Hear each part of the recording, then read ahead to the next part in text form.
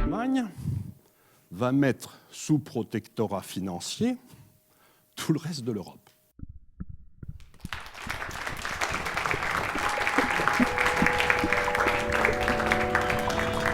Bonjour.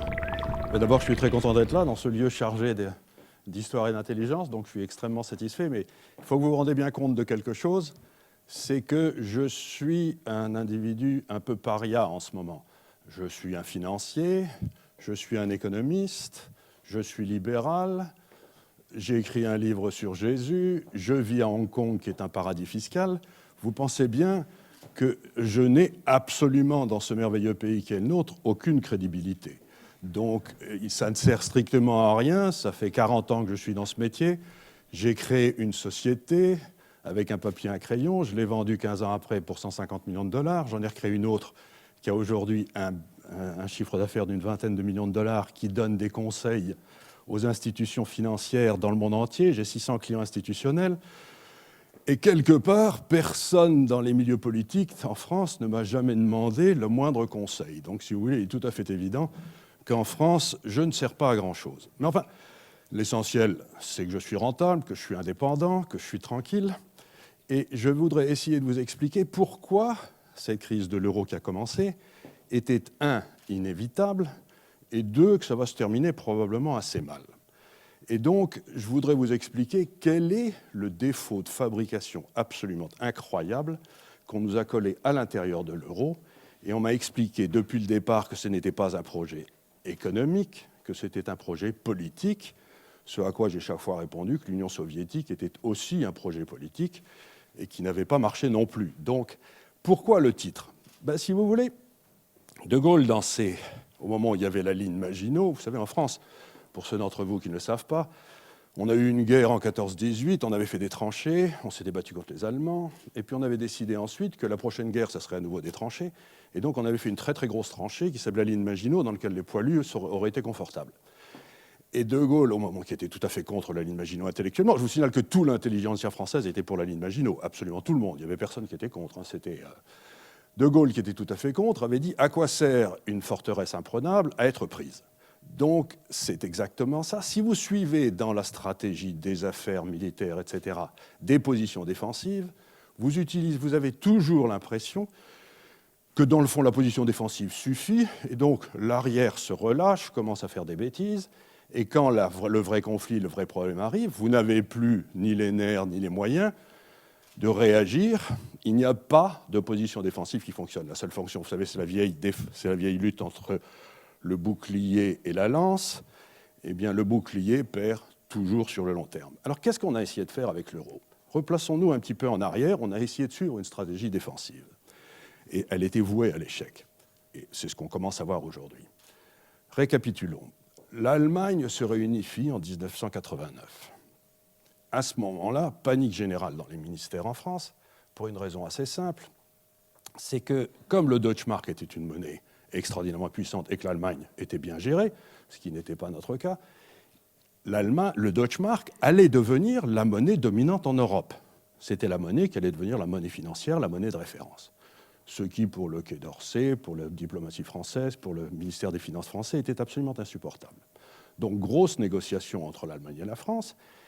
Et on dit à l'Allemagne, on vous autorise à vous réunifier à condition qu'on crée une monnaie sur laquelle nous aurons tous, Européens, quelque chose à dire. C'est-à-dire, il n'y aura plus la domination allemande sur le Deutschmark, il y aura la domination, dans le fond, de tout le monde sur un euro qui sera fait par tout le monde et géré par tout le monde. Et donc, on fait rentrer tout le monde dans cet euro, ce qui est une excellente idée, à des taux de change variés.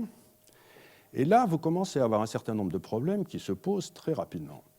Le premier, c'est que vous prenez par exemple l'Espagne.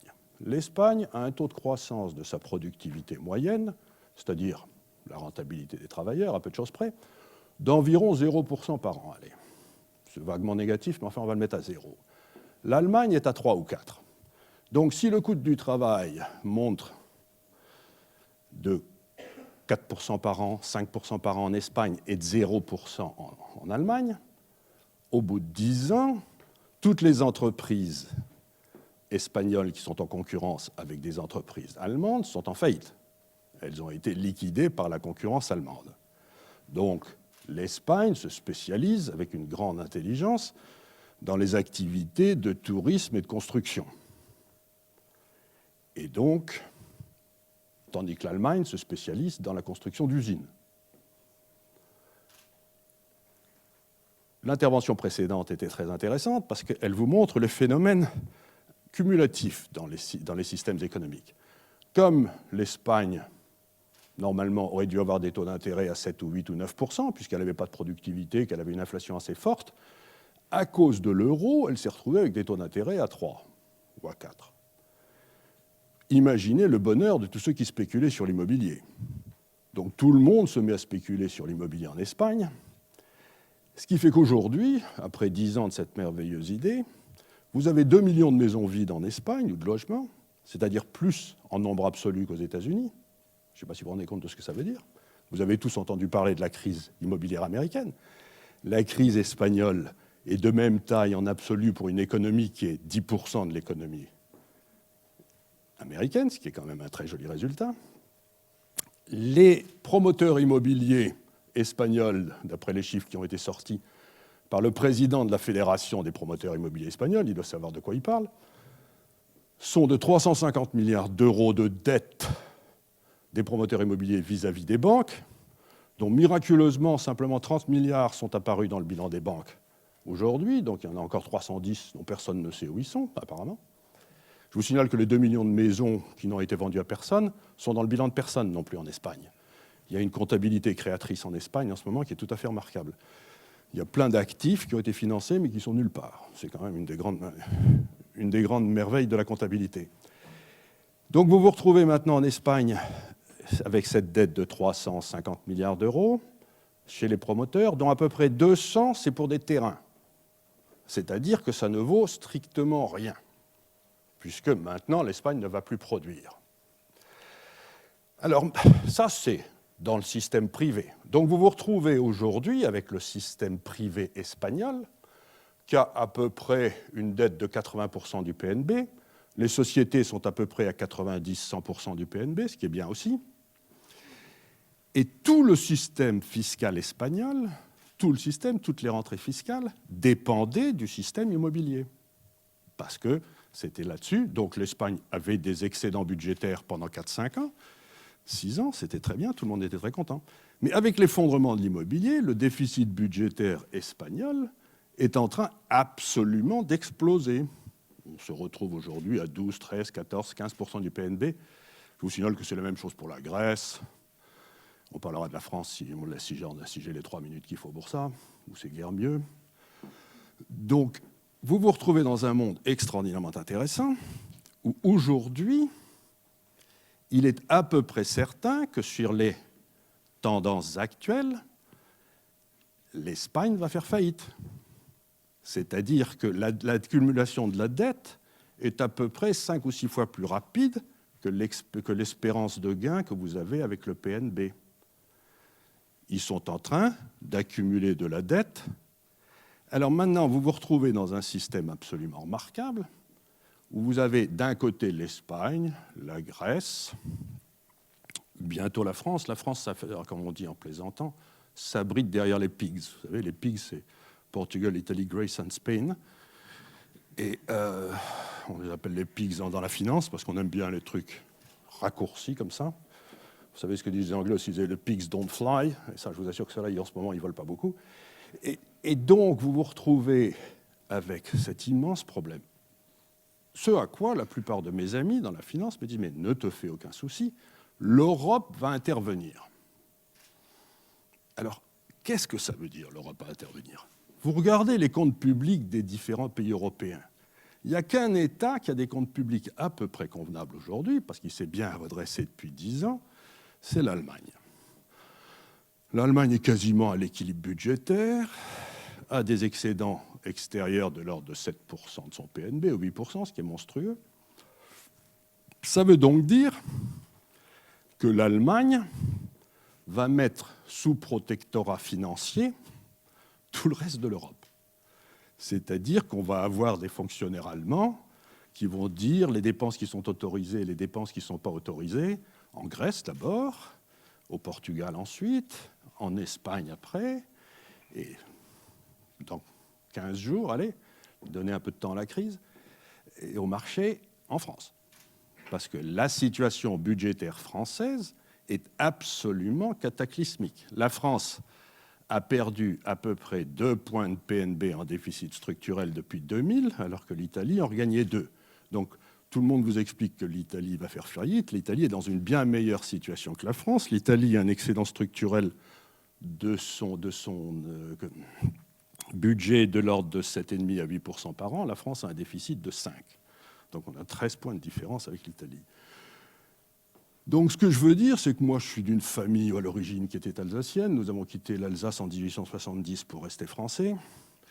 Donc, et mon arrière-grand-père s'est battu contre les Allemands, il était officier. Mon grand-père s'est battu contre les Allemands, il était officier. Mon père s'est battu contre les Allemands, il était officier. Et moi je vais me retrouver avec la France mise en tutelle financière par l'Allemagne. Quelque part, ça m'agace. Donc, si vous voulez, on ne s'est pas battu pendant tous ces siècles pour avoir un pays qui est dominé par l'Allemagne. Alors, ce que j'essaye de dire, c'est donc que cet euro, qui est une monstruosité économique, je vous signale que Milton Friedman, mon vieux maître, disait que l'euro sauterait à la première récession européenne à cause des Martin Feldstein, qui était un des principaux économistes américains, professeur à Harvard, etc., a dit exactement la même chose. Vous avez un nombre considérable d'économistes, Bernard Connolly, par exemple, qui était le patron du département monétaire de la Commission européenne, qui était un Irlandais, qui s'est élevé violemment contre l'euro quand on a commencé à le créer, qui a été viré comme un malpropre, alors que vous savez tous que dans la Commission européenne, il peut y avoir des histoires de corruption, jamais on vous vire, etc. Le seul qui n'a jamais été viré, c'est celui qui s'est élevé violemment en expliquant pourquoi l'euro ne pouvait pas ne pas exploser. Donc pourquoi a-t-on pris cet énorme risque? Parce que si moi je vous dis, écoutez, vous devriez prendre cet avion, il a 10 chances sur 100 de se casser la figure, est-ce que vous le prendriez, de tomber? Bien sûr que non, vous ne le prendriez pas. Alors, n'importe quel homme moyennement intelligent et formé dans les domaines économiques savait qu'il y avait une probabilité non négligeable que l'euro amène à des ruptures politiques, parce que quand l'Espagne va être mise en tutelle, je ne sais pas si ça va bien se passer socialement.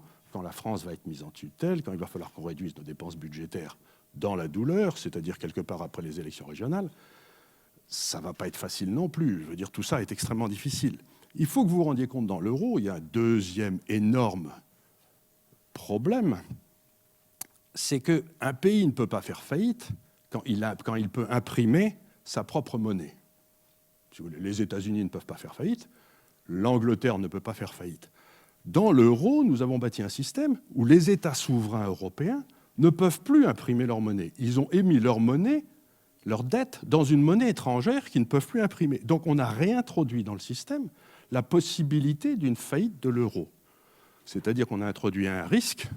Vous savez que tout le système financier fonctionne avec ce qu'on appelle le riskless asset, c'est-à-dire le government bond qui ne peut pas faire faillite. Or, dans le cas de l'euro, il peut faire faillite, ce qui est quand même tout à fait étonnant. Donc vous vous retrouvez avec un système où vous pouvez avoir des faillites étatiques, qui ne peut pas ne pas exploser sur le long terme, puisqu'il n'y a pas de mécanisme d'ajustement sur les différences de productivité, qui a permis une accumulation absolument extravagante de la dette étatique, parce que pendant 10 ans, l'Allemagne, la France ont pu emprunter au taux allemand, alors qu'ils n'avaient absolument pas de raison d'emprunter au taux allemand, puisque leur fondamental ne le justifiait pas. C'est encore une fois les marchés qui se sont trompés. Les marges de taux, les spreads de taux entre l'Allemagne et la France étaient beaucoup trop bas, entre l'Allemagne et l'Italie étaient beaucoup trop bas. C'est ça qui est en train de s'écarter aujourd'hui. Mais vous savez qu'en économie, il y a une règle d'or, c'est que pour que le système, l'État ne fasse pas faillite, il faut que le taux d'intérêt soit au pire au niveau du taux de croissance à long terme de l'économie, au mieux en dessous. Si vous prenez un pays comme la France, maintenant qui a un taux de croissance structurelle d'1,5% par an, par exemple, si les taux réels sont à 3, Ben, si vous capitalisez votre dette à 3% par an et votre richesse à 1,5%, et que vous commencez avec 100% de dette de PNB, vous ne pouvez pas ne pas sauter. C'est qu'une question de temps. C'est ce que disait Einstein. Il disait la force la plus importante dans l'univers, c'est les taux d'intérêt composés.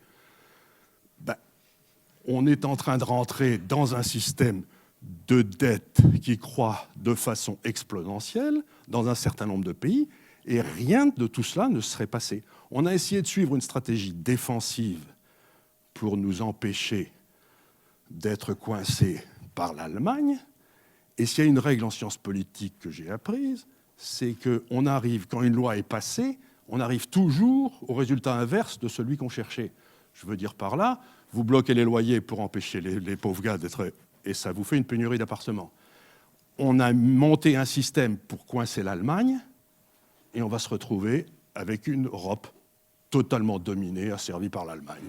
Ça me paraît une énorme imbécilité. Voilà, merci.